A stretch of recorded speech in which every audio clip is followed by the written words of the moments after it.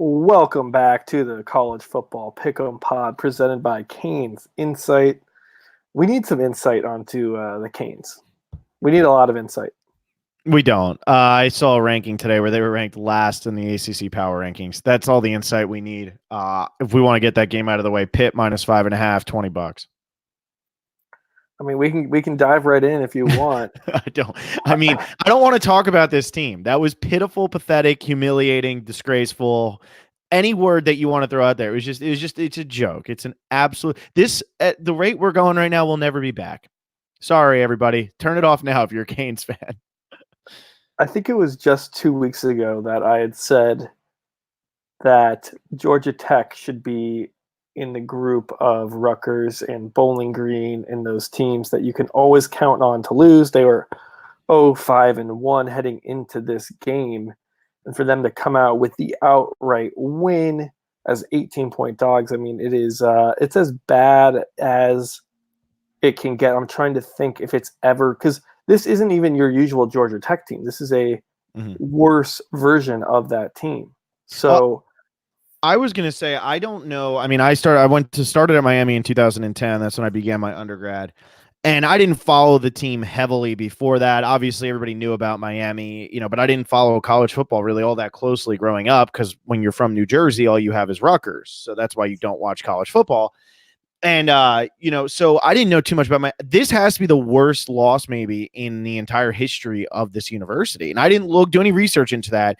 But in my memory, you can't name a worse loss. At home, 18-point favorites. One of the worst teams in recent memory from this Georgia Tech team has lost to the Citadel, and you lose a home game to them. I mean, that's got to be the worst loss in the history of this university, especially with what the expectations are. This is a team that came into the year like number 26, number 27, something around there. And they were almost into that top 25 in the preseason poll. This isn't, I mean, I'm sure like before the 80s and all of that, like whenever Miami first started out, there could have been really bad losses, but the expectations are high this year. And that was a joke. I mean, that was absolutely pathetic. I don't know how you can sleep at night if you're on that Miami football team or if you're on that Miami coaching staff. I wouldn't be able to sleep, and I could barely sleep. And that game was at 9 a.m. for us on the West Coast. Just humiliating, pathetic, horrible. Pittsburgh minus 5.5, $20. I'm saying it now. I don't think I'm going to be able to talk much about the Miami game this week. Look, if Miami covers it, that's fine. But there's such a joke right now that Pittsburgh minus 5.5, $20.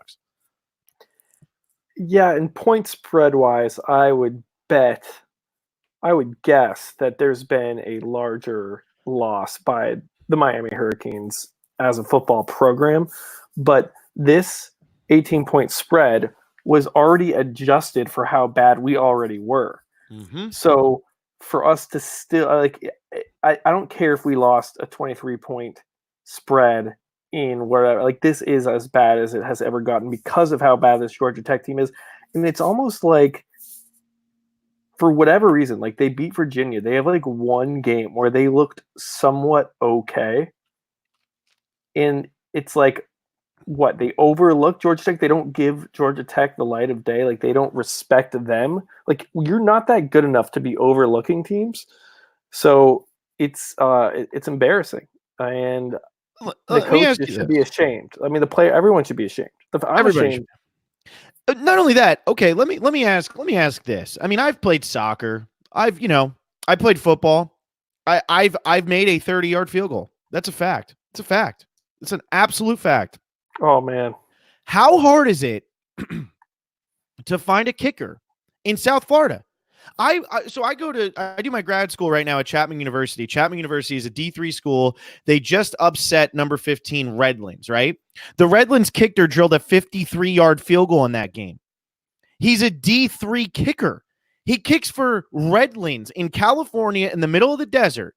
He kicks for that school. He made a 53-yarder, and we are the U. We invented swagger, but I guess we don't have legs because this was ridiculous. I mean, how are you missing 23, 27, 31? Doesn't matter where you are, what you're doing. You just can't make a field goal. And it's just humiliating. Go find a kicker. It's not hard. You don't even have to scholarship the kid. Somebody can kick a field goal. Go walk around that campus. There is somebody on that campus. Go to Pike. Go to the. I don't even know if Pike's still a frat there because they're. I don't even know. But guess what? If Pike's there, I'm sure that there's somebody who can kick a freaking field goal from Pike. It's unbelievable. You know who could probably kick it? Jimmy Murphy. Dude, honestly, Jimmy Murphy could probably drill him from 50, but they won't let him do that because they'd rather have Bubba Baxa and whatever the other kid's name is, I don't even care, go out there and just kick the ball into the back of that lineman's head. We should have won the game in regulation anyway. Oh, God. Will, we need to talk about other games. I don't understand. Like, kickers are just looked at as like, oh, whatever, it's a kicker.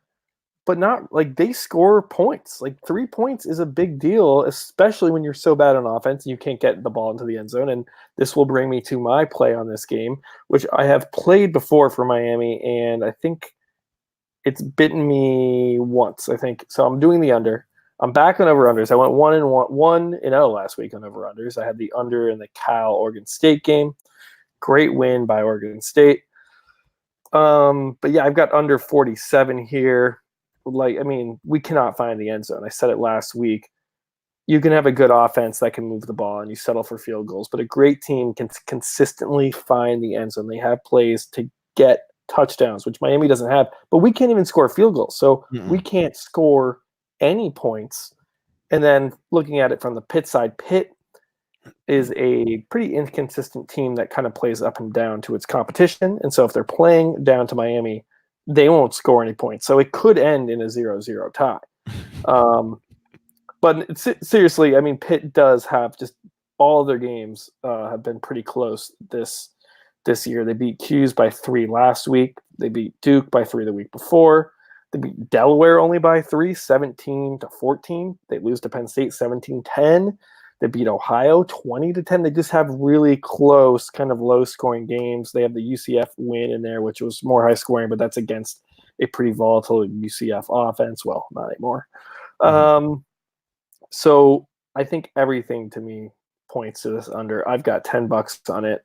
Just to set up what we do, if you're a new listener, we start the season with $200. We make bets on over/under spreads, money lines, and hopefully by the end of the season we will have made a bunch of money. Right now I am up, I think, $5 on the season.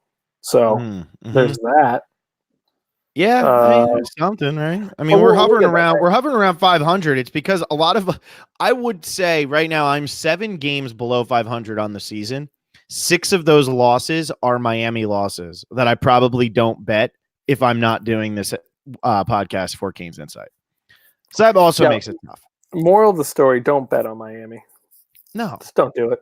Absolutely not. I do like the under, though. I did get the under in the Georgia Tech game. Oh, no, I didn't get the under. Did I get the under? What was the final? 24-21? You didn't. I didn't. No, that's right, because they scored a touchdown. If Miami would have kicked the field goal at the end, I would have went under because it was at 47.5. Yeah, I know. If Miami had a kicker. I know that's really hard to find, though, because, like, you know, there's however many, there's like, what, 100 and something schools around the nation, you know, for FBS and all that. And it's really hard to, like, convince a kicker to want to go to the University of Miami where you get to be on the football team and all you have to do is kick the ball. I know that's really hard to convince. You know, I'm sure that they'd much rather just go to, you know, like I said, Redlands, a Division III school. I'm sure, like, you know, we don't need a kicker. We're the U. We're going to just beat each other up with our gold knuckles and stuff. Look, this is ridiculous. It's ridiculous. Get a kicker. Stop with the swagger that is so fake. We just lost to Georgia Tech. We deserve the backpack after that. We deserve the turnover backpack because honestly, because Miami needs to turn over. That's what needs to happen. We need a Miami turnover here, and we need a kicker. It's not that hard. We need a kicker. Call me up. I think I have a year left of eligibility. Call me up. I can make a 30-yarder. Let's go. All right. Call up Phil. Let's talk about real football teams. Yeah, let's move into the real football teams here. And if we're going to talk about real teams, let's talk about Western Michigan and Bowling Green. You're skipping my Friday night game. Oh, I'm sorry. I just wanted to make that. Go ahead. I know. It was too good of a transition. About real teams. And Bowling Green is the realest of real teams. Do you think because we talk so much about Rutgers and Bowling Green that we've, like, kind of brought Miami down to that level? We're presented by Canes Insight. We're, you know, Miami fans. We went to Miami. Are we bringing this bad mojo down to Miami? We might be, man. It's also October, man. We put a hex on the team. We've just done it. Like, we make fun of Bowling Green and Rutgers and Bowling Green might beat us right now. Might beat us by 2 touchdowns. Absolutely. And Western Michigan is a team that beat Central Michigan that we only beat by 5. Mhm. And so they're 26-point favorites at Bowling Green. And I get it. This number is huge for a Western Michigan team that is not all that good. But right now I'm on just the principle of fade Bowling Green every week until it really stops hitting. They've only gotten me once this season. I think I am 5-1 on the season for Bowling Green.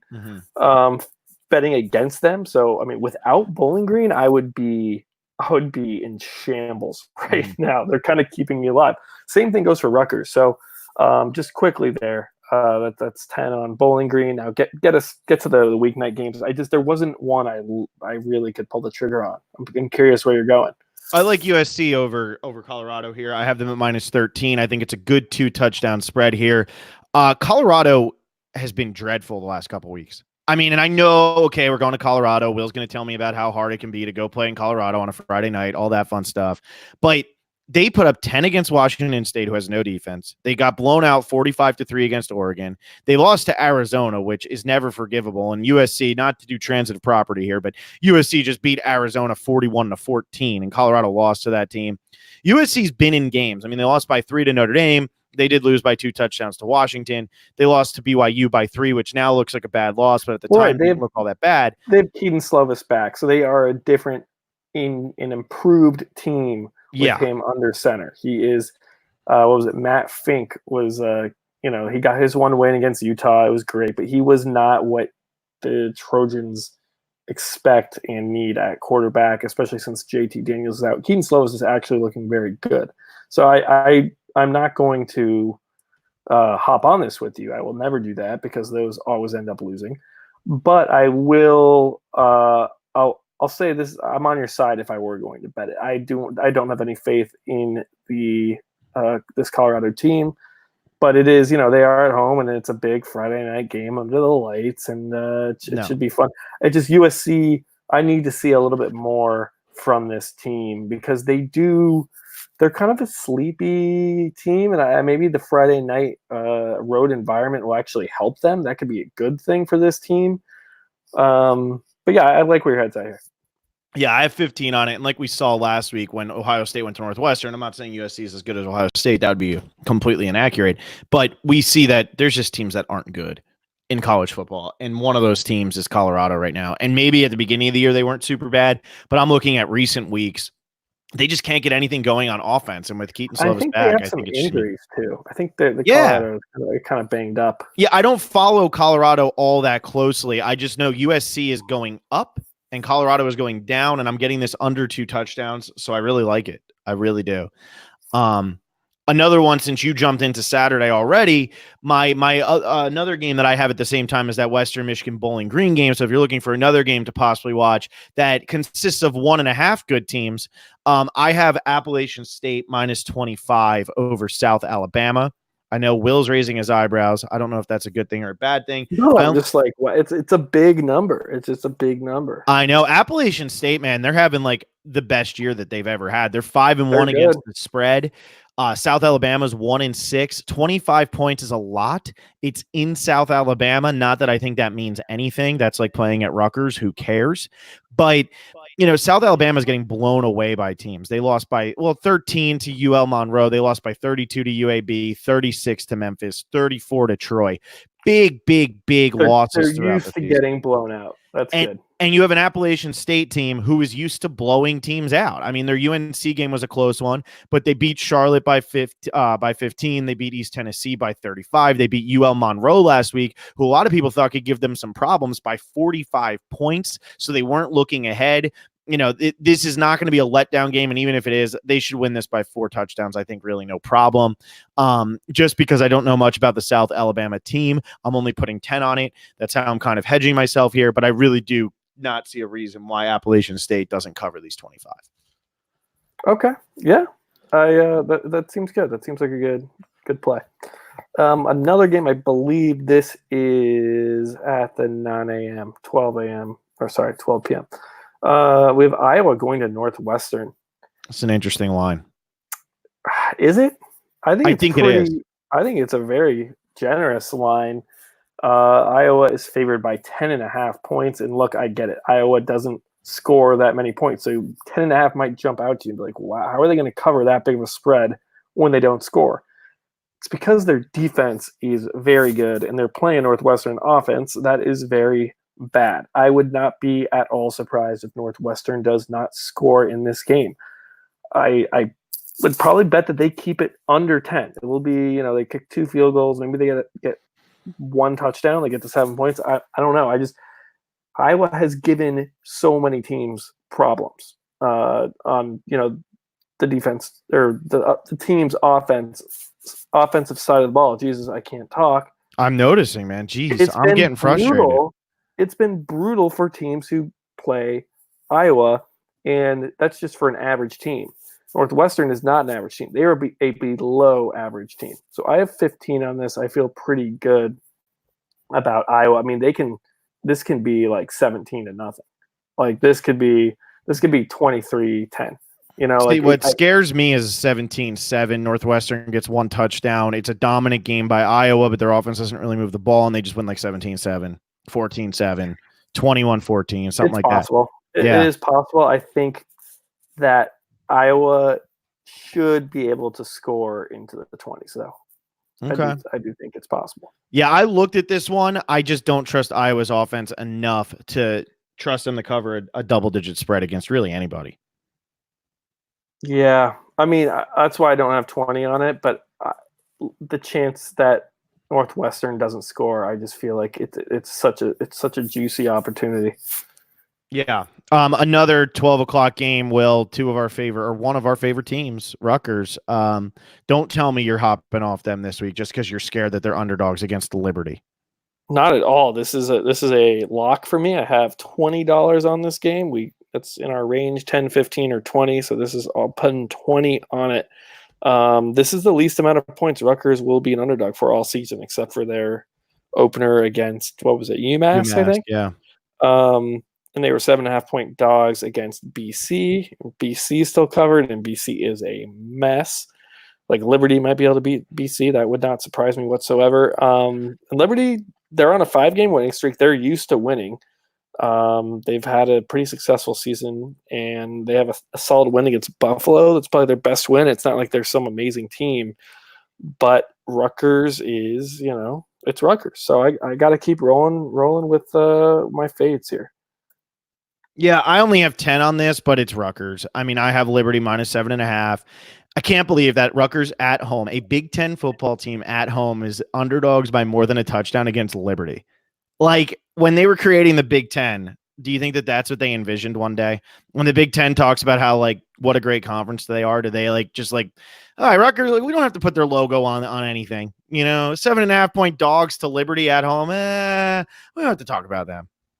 But yeah, I think Liberty's going to cover this. Rutgers is just a nightmare. And until Rutgers, I jumped off the 1 week, and I really regret it because, until Rutgers. Yeah, that was my one of my easiest wins of the week last week. It always is. Like I said, it's always one of those things. I look to the score app and I see on ESPN it says like Rutgers is down 35-0, and I'm always like, yes, I knew it.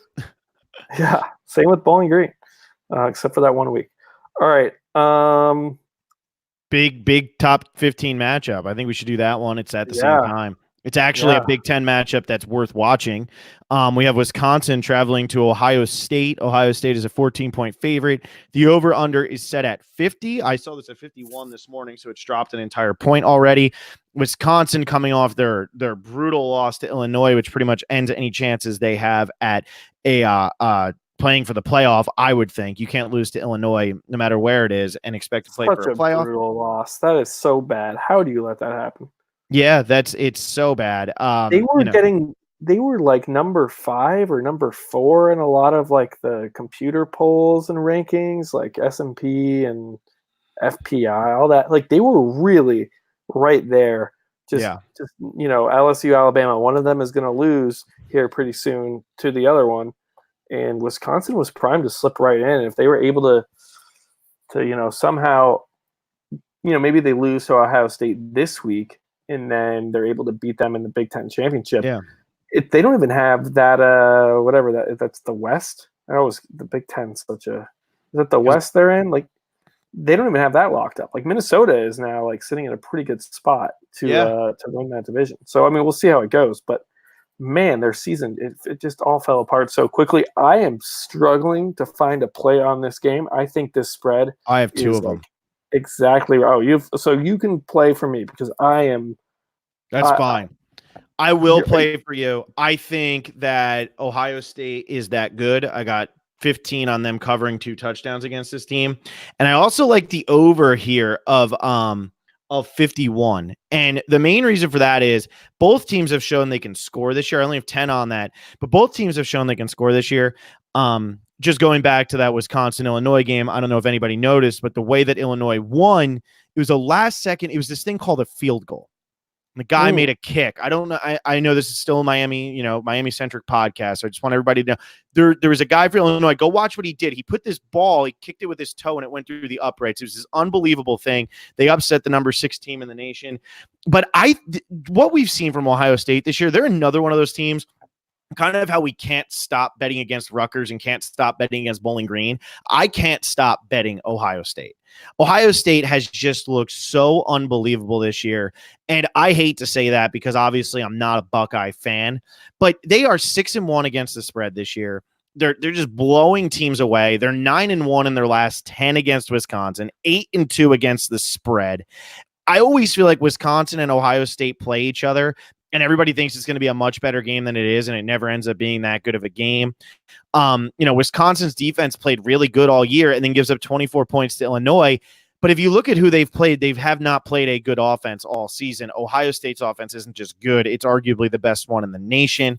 They just put up 52 points against Northwestern. I know you said Northwestern's defense is bad, but I don't think they're 52 points bad. I just think that speaks more to how good Ohio State's offense is. So I like the over here at 51. I mean, everybody always talks about Big Ten football being this slug it out type game. I honestly think we're going to see a higher scoring game here. This could be one of those games where it's a little back and forth early on. I mean, that's the only way that Wisconsin's going to stay in this game is if they can score with Ohio State, because Ohio State is going to get their points. And I think Wisconsin's been kind of exposed here a little bit as not just not playing that good of competition and letting teams like Northwestern hang around. And I know they've shut out 4 teams this year, but they shut out Central Michigan, USF, Kentucky, and Michigan State. I'm sorry, Kent State and Michigan State. And we know how Michigan State is. Nobody's impressed with Michigan State this year. So I like Ohio State minus 14. I like the over at 51. Yeah, I mean, I want to take Ohio State here because I have been on this Ohio State train with you, probably even before you, and it has really paid off for me. It's been huge. It's been, like you're saying, like Rutgers, like Bowling Green, it's a very consistent team that you can bet on week in and week out. I just feel that, Wisconsin loses to Illinois, but I can see them getting up for this game and putting up a really good fight. I think their defense is legit. I know you said they haven't played a good offense, but 4 shutouts is no joke. It's legit. So what they did to Michigan, and I know Michigan has had so many problems on offense, but Michigan has talented players that they could at least try to move the ball. They couldn't get first downs, So yeah. I don't know. I just feel like this could end up being a closer game than we think. I do think Wisconsin, they have some fight left. That's all I got to say. They're not playoff bound. They're not going to win the Big Ten. They probably don't win this game. But what's the spread out right now? 14. Yeah, I mean, man, it's I think it's going to be close. So I'm gonna stay off this. I think your overplay is actually pretty good. My only worry is if it just turns into this really slow, just running the ball, power football, and I don't think that will happen. But with Wisconsin, we've seen games just go to these lulls where clock is just burning and you're just going, where are my points? So I'm just staying away. Okay. That's fine. What's your next game that you have? Because I've kind of guided the last couple. Let me see here. Let's take it to another big matchup. I don't know if we're here yet on the schedule, but let's talk about it anyway. We have Auburn at LSU. Curious what your thoughts are on this one. I have LSU minus 12, and I actually was thinking Auburn, but I ended up just oh man, I think, we talked about it last week. Both of us it's actually minus 11 and a half now. Both of us are just in agreement that LSU is like the best team in the nation. And I know Auburn is like good. There's no reason probably to not take the points here. But I just think LSU beat Florida by 14. They could beat Auburn by 14. I don't know. I have 10 on it, but it's a gut play. It's a gut play, and I have LSU minus 12 or 11 and a half, actually. Yeah, that's probably. I mean, there is a chance that this game and this will lead to my play on the game that it's a little bit closer just because I think it's going to be lower scoring. So I am on the under here. I've got 15 on it. The under is at 58 and a half, and I know this LSU team can put up a ton of points. I've been saying it all season how this is this high tempo spread offense that can just, shoot up the scoreboard. Mm-hmm. But Auburn's defense, and I know, they have the loss to Florida, but their defense played really well that game, and they kept them in that game. They only lost that game 24-13. Late into the second half, I think it was a one-possession game, and then Auburn's offense turns the ball over, allowing Florida to score, and you get that two-possession final score. But Auburn's defense is really good, and it's legit. So I just think LSU can be slowed down, and it's not like you're going to shut out LSU by any means, but I think you can prevent them from getting into the high 30s or into the 40s. And then on the other side of the ball, Florida kind of put out the blueprint of how to stop this Auburn team, and no other team that Auburn's played since has had a defense comparable to Florida's defense. And I think LSU's is quite comparable. Maybe not as good, but right on that same tier of a fierce, probably top 10 defense in the country.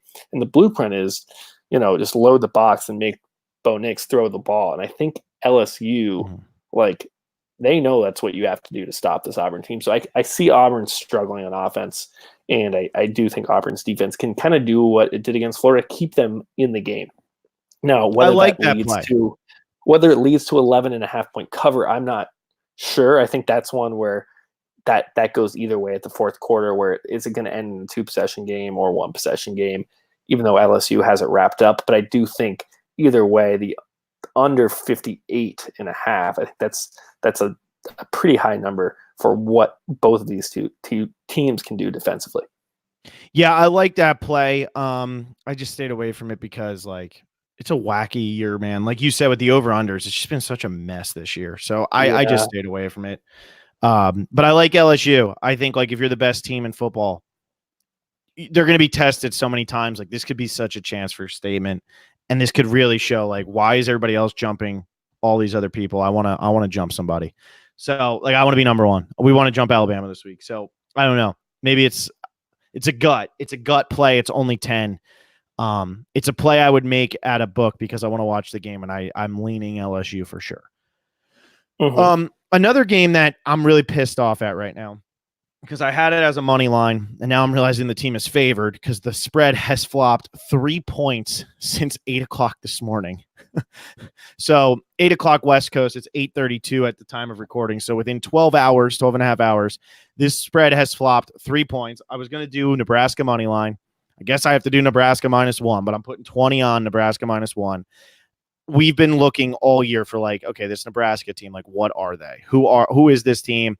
I remember you said oh, maybe against Ohio State, they could prove something. No, I took Ohio State and said Nebraska has done nothing. Oh, okay. Because I did say when they were playing Minnesota that Nebraska is going to get somebody. That was your game. Something right against one of these teams, these middle of the road Big Ten teams.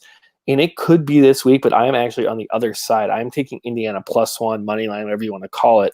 Money line right now is even money. So unless you want to give me a little bump in the juice, but let's just say +1 for now. and I totally interrupted you, but I do not care. Like, just from watching these two teams play this season, Nebraska has done nothing to show me that they're better than Indiana. I mean, Indiana, like, yeah, they're not good, but what has Nebraska done to be favored in this game?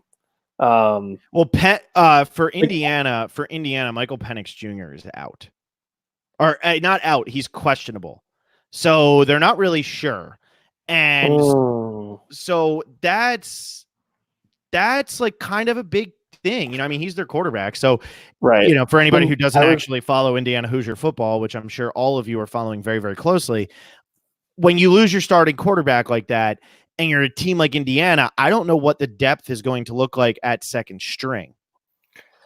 Yeah, that's an interesting one. I mean, he's not ruled out, though. He's questionable. Yeah, I was also going to play the Stanford game, but they have a funky quarterback situation. I was going to take Arizona, but Stanford's such a different team with even their second string. They played their third string quarterback in UCLA and got throttled. I mean, Stanford just did not want to be there.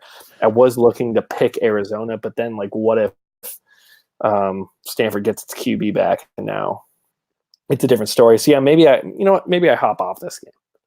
Yeah, I'm going to stick with my 20 on Nebraska. All right, I see you deleting it. I'm sticking with my 20 on Nebraska. I feel good about this one. I need Indiana to lose this game real bad, since they beat Maryland last week. And they didn't beat Maryland by very much, and Tyler Pingram played, and Tyler Pingram isn't very good. I know we talked about Nebraska versus Minnesota. What if Minnesota is just, like, really good? Like, what if we're just wrong on Minnesota, and Minnesota's actually really good? Like, that could be the case. They haven't been tested, so it's hard to get a good read on it, but maybe they're just good. I'm not taking them this week. They're 17-point favorites against Maryland, but that's definitely a spread. I think a lot of people are going to start jumping on this Minnesota team just because all of a sudden they're starting to become like the Cinderella of this season. Yeah, it's possible. Like you said, it's still an unknown, even though we are 7 games into this season. They are 7-0, and we still don't know. Yeah, I mean, I still think Indiana has a chance to, like, Nebraska has played that, like, they have been that bad. Mm-hmm. So, yeah, you good on that game? Because I'm good on that game. Yeah. Okay, another game in the Big Ten. Love to talk about is Penn State at Michigan State. This is one of my $20 bets this week. I'm not sure if I even have another one. This might be the last one. They are -6.5. I get that this could be a major letdown because Penn State had a huge win against Michigan. I mean, they were in control of that game, and then Michigan kind of got together on offense a little bit in that second half. But they get a big stop, in the fourth quarter and hold on. And this is more looking at not the Penn State side, but the Michigan State side. Like, if this was your average Michigan State team, you really got to be careful that they're at home letdown spot for Penn State, but Michigan State, what have they done this season? Like, this is a team that I think you say it all the time, just the brand name. It's Michigan State, so they're going to be, tough to beat. But I mean, they did not score a point against Wisconsin.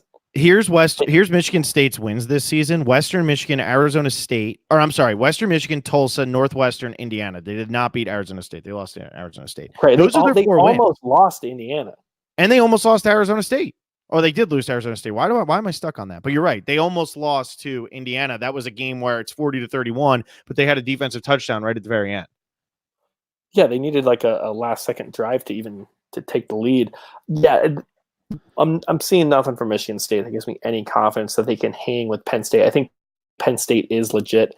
The stakes are so high for them too, and they just saw what happened to Wisconsin last week with the Illinois game. I think they will be kind of on the lookout for something similar happening. And I know Michigan State isn't as bad as Illinois, but they're in this thing right now. Like, Penn State is in the hunt for a playoff spot. Absolutely. And they're the team that got screwed in, what was that, 2014 when they won their conference, or maybe it was 2015 where they won the conference, and then Ohio State gets picked over them. So I mean, they are a team that has been in the playoff conversation, but has yet to actually ever hold a playoff spot in the playoff era. So I don't see them, overlooking this Michigan State team. I mean, it is possible, but I have 20 on this. And the best thing is, best part about it is at 6.5. This isn't like Yeah. 12 or 13. I mean, this at 6. Like Penn State can have a sleepy, kind of groggy. They can overlook Michigan, whatever. Let down all you want. If they win only by a touchdown, that will still be a letdown. I don't even see that happening. I see them winning by 2 touchdowns at least. But yeah, I really like this one. I don't see Michigan State scoring against Penn State's defense. I mean, I know that last week's score was 28-21 and Michigan almost scored at the end, but Penn State jumped all over Michigan at the start, and Michigan State can't score. I have 15 on Penn State minus 6.5. I like this one. I think this is a good one. Another game I have at that time that I have a bunch of games at this time. This is like my big time of the day. I always feel like this ends up being the case. I got Oklahoma State plus 10.5 against Iowa State. I got 10 on that. Oklahoma State's been a little weird lately. They're 4-3 on the season. They just got Big that 12 has been weird. Yeah, they just had that I big cannot loss. get any reads. I had the Baylor game right. Baylor ended up beating Oklahoma State. They They pulled did. away from them You late. had it. That was a money line bet. They were underdogs in that game. Oklahoma State lost to Texas Tech the week before. You know, they lose to Texas only by 6. Iowa State, they've looked all right, but I still think that 10.5 is too much here. Texas Tech, they just beat Texas. Iowa State just beat Texas Tech by 10, 34-24 last week. I think that Oklahoma State plays with Iowa State. I think this is a matchup that actually benefits them a little bit better. So I like them to be able to keep this kind of close. And 10.5 just feels like a big number to me. I only have 10 on it, but you know, it's another one of those. It's kind of like a gut play. And I don't think Oklahoma State is as bad as what that final score was last week. It really all happened late in the second half when Baylor started to pull away. For early on in that game, Oklahoma State was beating them. And then Baylor really it was like a string of just errors by Oklahoma State. So I like them to be able to keep this close against Iowa State. 10.5 feels like too big of a number. Yeah, my Big 12 radar is all over the place. There's a lot of games I looked at, and it's just one of those conferences where any given Saturday, those middling Big 12 teams can just kind of eat up on each other. I do, for my next game, let's take it to the Big 12, where I have a $20 bet because I have such a good read on this conference. I'm seeing everything clearly. I've got Texas at TCU. This one did jump out to me as the only game. I think this might be my only Big 12 game I'm betting this week. I think this is just a huge overreaction, and I think you can look at this Texas team and be like, okay, was the Kansas scare real, or was it a fluke? I think you can say it was real. Texas does have issues. They have so many injuries, and they're not looking. They didn't look good. Their defense looked terrible. But I think you can think that they have real issues, but that this is also overreaction. You can be a huge overreaction because they're only a 1-point favorite at TCU. And again, this is the same thing with the Penn State Michigan game, where it's like, okay, Penn State coming off the big win on the road. This isn't your usual Michigan State team. This isn't your usual TCU team. This is a TCU team that is having quite a down season. They lost to Kansas State, I think, was their last game, if I'm remembering correctly. Let me pull this up here. I don't have TCU schedule in front of me, but I've been very underwhelmed. They lost to Kansas State. They lost by 25 to Iowa State the week before. Yeah, I mean, this is a team that usually has pretty high expectations in this conference and is kind of in a rebuilding phase. And then you have Texas, who just had a scare. They almost lost to Kansas. You have to look for the bounce back spot here. And I get that they are on the road, but I've got 20 on this. I mean, the 1 point for a team that, their 2 losses are against LSU and Oklahoma, both games in which they were in. I think this is just a big overreaction, Phil. I've gotten in trouble for this once this season, but I'm going to say it again, and I'm not going to mention the other game. Lock of the week. This bet's too easy.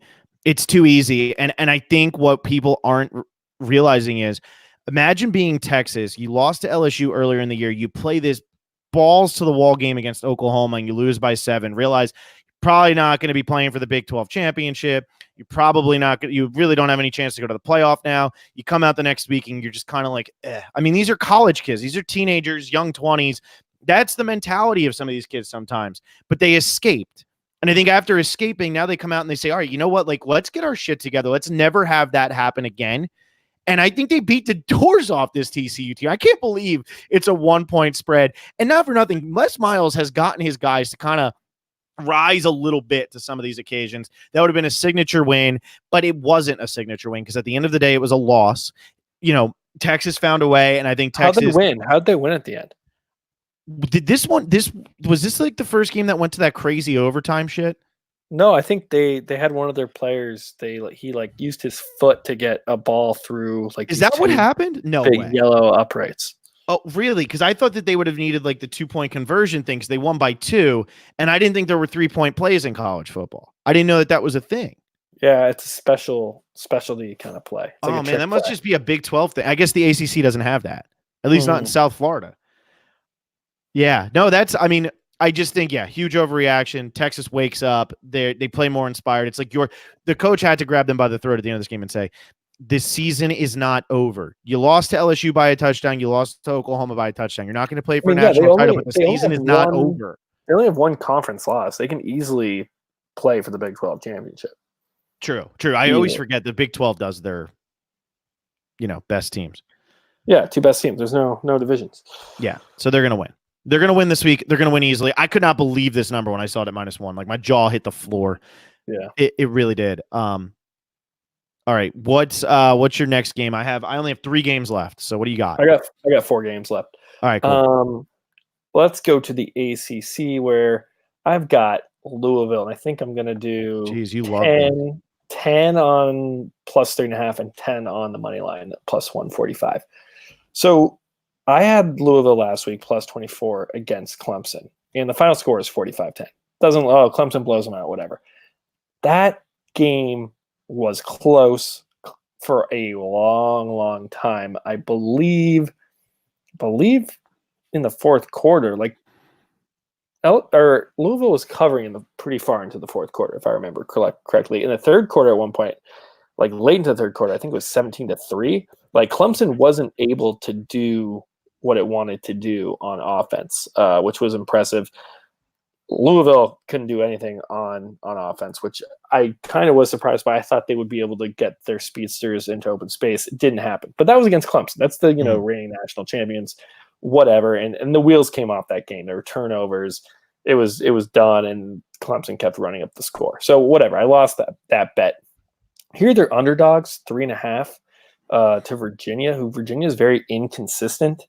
And I can see Louisville's at home. This is a great spot for, I think, Louisville to win straight up. Some good value here. So, Virginia lost to this team called Miami, who's one of the worst teams in college football. So I just think for Louisville to be favored, I love it. They've got so much talent. They're a fun team to watch. And after playing a suffocating defense like Clemson, I think they're really going to, want to blow the doors off Virginia. And I don't think they will blow the doors off Virginia, but I know that they can at least score. I really do think that Louisville offense will be able to score points, and it should be enough. Virginia's offense it's just choppy. It's unattractive. And they'll get theirs too, but it won't. I don't think they'll keep up. I really don't. So 10 on the money line, 10 on the spread. I thought about it real hard. I didn't watch much of the Louisville Clemson game as you did. Could be the week I hop off Louisville, because Louisville has been one of the teams I've really liked this season, because I think they're just they're underrated. People don't really take them seriously for that terrible season they had last year. And then you look at the final score of this Clemson game, and you're like, oh well, they have some fight and they have some talent. So. Yeah, I didn't end up doing it. I went with Texas Tech -3 against Kansas, sticking with the overreaction talk that we were doing before for Texas. I just think that this is a big overreaction to the fact that Kansas almost beat Texas. Kansas still has gotten blown out by lesser teams. It's a week-to-week. College football, just like the NFL, is a week-to-week thing. So 3 points. Texas Tech is favored by only $10 on it, but I like it. Yeah, I thought about that one, and I was like, you know what? What if Kansas does get their win here? What if they do though, man? Yeah, I don't know. It's and then Texas Tech has been so inconsistent. Also, they've looked really good at times, and they've looked so bad. So it's those It's just a tough. I get why you're putting $10 on it. I mean, I would. Yeah. I was thinking about taking your side. I get what you're doing. Um, I've got here Arkansas plus 32 at Bama.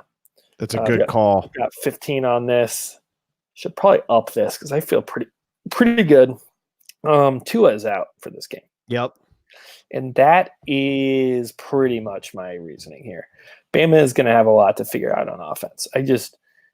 And they might figure it out, but it's going to take a half. And by the time, they do figure it out, they're not going to be able to get to that 32-point total. I see this at halftime being like 17-10. Maybe it's like 17-13, and everyone's looking like, ooh, upset alert. Maybe, and then Bama does, get the train back on the track and cruises to an easy victory. But they could win by 4 touchdowns and not cover. So I really like this. Yeah, I think that's a great call. Tua not playing is huge. I didn't actually bet it because I'd already done my my allotted dollars before realizing Tua wasn't playing. But I'm gonna stick with it. I'm gonna stick off it because whenever we hop on each other here, we don't work. So you got can 15 hop on mine, right? Sometimes we're like 50-50 on those. Okay, I can't hop on yours. That's usually where we find problems. You certainly cannot do that. Yeah, I've got 15 on that. It just in Bama this season isn't like they don't blow teams out by 30. I mean, they can and they have, but Arkansas can be bad. Yeah. I mean, it's just it all rests on who was that quarterback that came in? Like David Mills? Was that it? Forgetting the name. He didn't look that good. That's all I can say. So I'm really holding on to that. That's about it. Yeah. All right, let's jump over to another top 25 matchup here. Another one I'm mad that I couldn't get earlier today because the line was at plus 118 money line. And that's Notre Dame going to Michigan. Jim Harbaugh pretty much coaching for his job here. 5-2, but it's just so disappointing. I mean, loses to Penn State, lost to Wisconsin, bad. His wins, Illinois, Iowa, Rutgers, Army, Middle Tennessee. No one cares about those in Michigan. They care about Penn State and they care about Wisconsin, and now they're going to play Notre Dame. Michigan turned a little bit of a corner last week. They started to play better in the second half. Notre Dame's coming off a bye, though, and I think that makes all the difference. Plus, I just think Notre Dame is better. I think Notre Dame is probably a better team than Penn State is.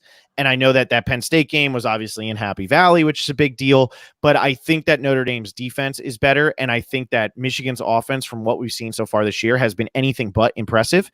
And because of that, I think that Notre Dame's defense is able to shut down Michigan. Only a point here. I like it. Honestly, I would not have been surprised if this opened up as Notre Dame favored. And, I wish I could have gotten it earlier. Plus 118. What is Notre Dame ranked?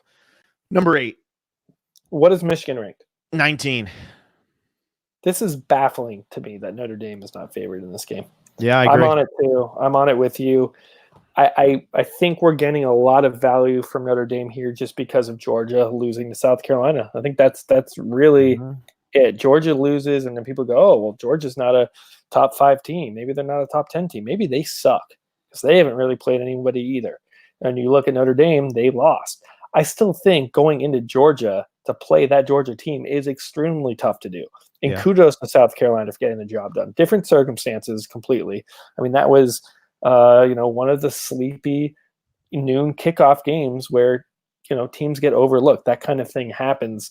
And there's a pick 6 in there. A lot of things had to go right for South Carolina to pull that off. Also, a lot had to go wrong the other way later because Georgia has chances to win later. So it goes both ways. But I do think, they play that game again. Georgia wins. Well, look at what South Carolina did last week against Florida. They started off hot and then they just fell apart. And then they fell apart, which is what they should have done against Georgia. But every now and then a team just has one of those games where they don't fall off. Right. So I still think Georgia is a good team. And they're probably, honestly, Georgia's probably still a top 10 team. There aren't that many great teams in college football. And I think that Georgia loss is just devaluing the hell out of Notre Dame right now. So I had Notre Dame covering against Georgia. I have them winning out right here. I mean, how much you got on it? I got 15. Just because Michigan needs this so badly. Like they need this win. and everyone's kind of, oh, they turned a corner against Penn State, and they're at home, and Notre Dame maybe isn't as good as we think because of like it's all pointing towards Michigan getting this win and getting over the hump of a ranked opponent or a top 10 opponent or whatever all those crazy stats are. But I think that's just what everyone wants to believe. Everyone wants to believe that this Michigan team can be what we thought it would be. And it's just, they never are. Like Notre Dame is good. Like Notre Dame's a really good team. So, I think Notre Dame wins on Fort. Like I would love for Michigan to be good. I think it's fun when Michigan is a good team, but I'm sorry. I think Notre Dame wins. So yeah, and I never do this on here, but like if I'm looking to like parlay, like money line parlay this week, you look at a team like Notre Dame, you look at Texas, and then I'm probably looking like maybe Texas Tech you throw in there because they're a small enough favorite that you can get some good value in a parlay of those three teams. I think that those are three teams that are just being completely underestimated because of either who they're playing against and how that team looked the week before, or how they looked the week before, or how they looked the last time out there. I think Notre Dame takes care of business. I think that Texas takes care of business. I think that Texas Tech take care of business. And honestly, if Penix for Indiana isn't playing, I'm taking Nebraska and I'm throwing them in there too. And I think you got a really solid 4-team parlay right there where you're not really going to have to risk much in order to win a lot, because I think all those teams are being super, super undervalued right now. Interesting. You should put $20 on it and see how far it gets you. I do worry a little bit. Like I said, Kansas might just pull one out. Like they're going to just randomly, get another one of these. They're going to get one of these wins. And then Notre Dame, like I said, if Michigan can pull this out, it wouldn't be that shocking. So yeah, I'm gonna look. I'm gonna while you talk about whatever game you have next, I'm gonna look at FanDuel and see what those 4 teams would be, just so I can throw that out there for all of you crazy party kids. I've got one bet left. This is you type it in. 12.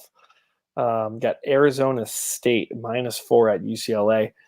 This could be another one of your overreaction games, Phil. UCLA is finally getting it together.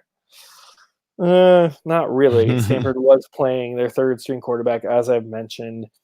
Stanford is I don't need to talk about Stanford. It's sort of like I don't need to talk about Miami. Stanford I don't care as much about, and my expectations for them are so much lower than Miami, as they should be.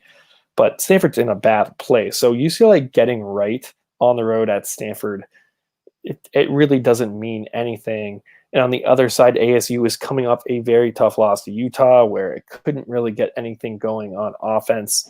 And this is a great chance for that offense to get back on track. Bounce back game here for sure. DTR for UCLA is just so turnover prone. And when he turns it over, it's usually pretty like giving up, scoop and scores, pick sixes, short fields, whatever it may be. I expect ASU to have at least kind of one of those really quick scores that can either get them ahead quickly or just kind of pad that spread a little bit. It's only at 4, so I do like Arizona State to cover this. They were ranked like 19th or 6th. Yeah, they were getting up there. They were in the teens there for a little bit. They lose to a very good Utah team. I'm surprised they're only 4-point favorite. Yeah, ASU's defense has been pretty darn good this season. So, yeah.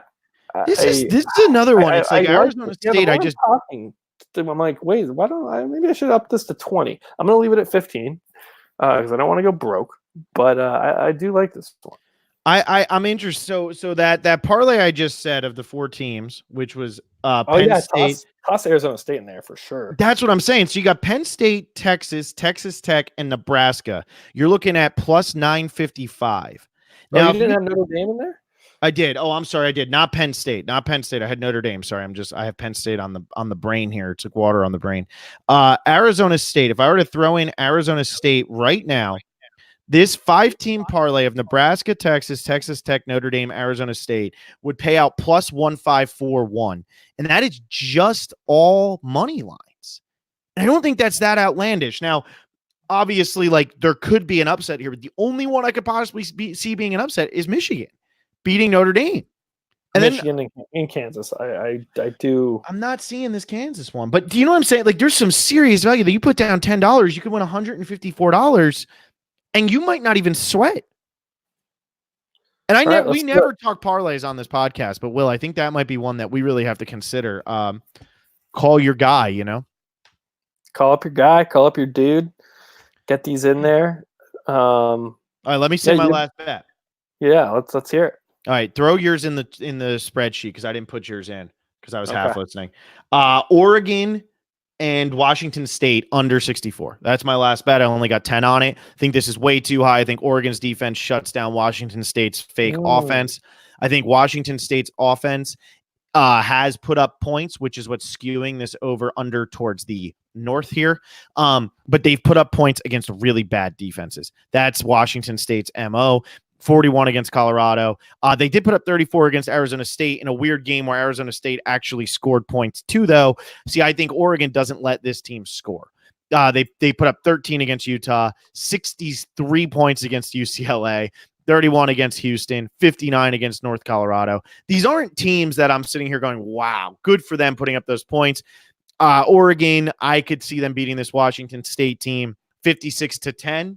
That would suck because I wouldn't get it. But if it's more of like a 45-10, which is what it realistically should be, I cover. And I think that this is just way too high of a number, assuming that Washington State is going to be able to score against Oregon. I just don't see it happening this week, even them coming off their big game. So, yeah, I got this under of 64. Yeah, man. Did you watch that Oregon-Washington game? That game was insane. Such a good game. Such a good game. And it's amazing to me how what is Oregon right now? They're 11 or 12 in the AP poll. What is Oregon right now? That's a good. They're not 12 because I think. Oh no, they could be. They're 11. They're 11. They're 11 in both polls. Yeah. And then what's Washington? Washington is not ranked. I know. Ranked. It's like they had such a good shot to win that game, and it was a very back and forth game where you could see both teams are talented. And I don't know. It's the rankings are such a mystery to me. Because like, remember when I told you to be careful that BYU game last week? By the way, crap. I forgot to give you crap for that earlier. But continue. Oh, man, yeah, that's a shame, man. Boise State. Ugh.